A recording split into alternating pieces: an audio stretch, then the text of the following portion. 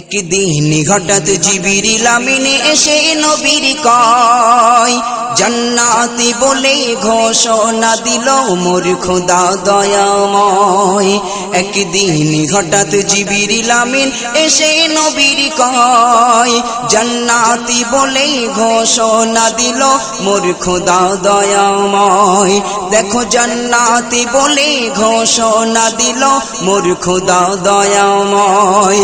আশারায় মুবাশশার 10 জন সাহাবা, ওই আশারায় মুবাশশার 10 জন সাহাবা বিনা হিসাবে জান্নাতে যাবে ঈমানি সাদকায়।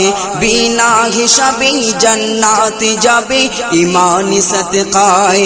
একদিন হঠাৎ জিবরিল আমিন এসে নবীর কয় জান্নাতি বলে ঘোষণা দিল মোর খোদা দয়াময়। দেখো জান্নাতি বলে ঘোষণা দিল মোর খোদা দয়াময়। ফেরেশতা জিবরিল আমিন আলাইহিস সালাতু ওয়াস সালাম এসে যখন এই খুশির খবর শোনালেন, দয়ার নবী দুজাহানের বাদশাহ সাহাবায়ে কেরামদের ডেকে কি বলছে কবি লিখছে শুনুন। এই খুশির খবর শোনাই সবার নবী ডাকিয়া মজমায়, একে একে করে নাম ধরে সবার জানিয়ে দেয়।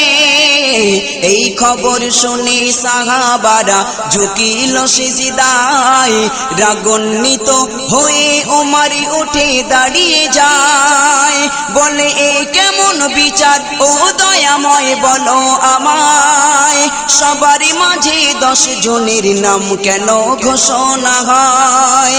তবে কালকে থেকে পড়িব না নামাজ, যাব না সিজদায়। তবে কালকে থেকে পড়িব না নামাজ, যাব না সিজদায়।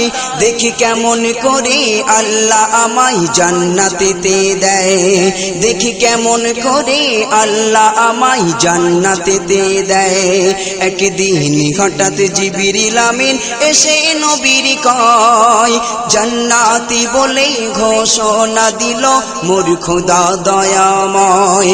দেখো জান্নাতি বলে ঘোষণা দিল মোর খোদা দয়াময়।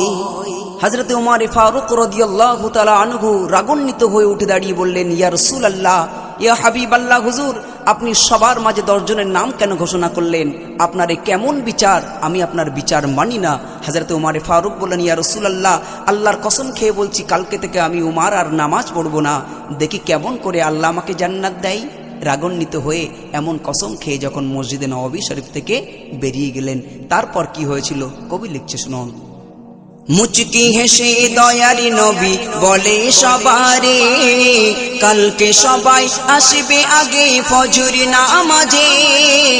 কি কারণে জান্নাতি বলে খোদা ঘোষণা করে, কাল ফজরে প্রমাণে হবে দেখবে সকলে।